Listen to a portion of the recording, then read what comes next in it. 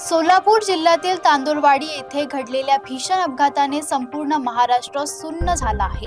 Pickup गाडी विहिरीत कोसळून 8 जणांचा मृत्यू झाला।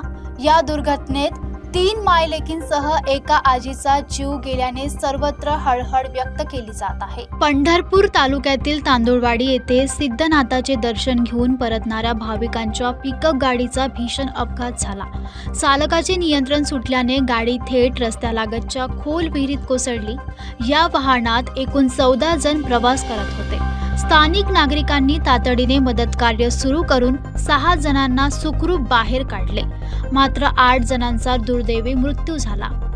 मृतकांमध्ये 3 मायलेकांच्या जोड्या, जुळी भावंडे आणि एका ज्येष्ठ महिलेचा समावेश आहे। रविवारी मध्यरात्री पंढरपूरच्या वैकुंठ स्मशानभूमीत अत्यंत शोकाकुळ वातावरणात सर्वांवर अंत्यसंस्कार करण्यात आले।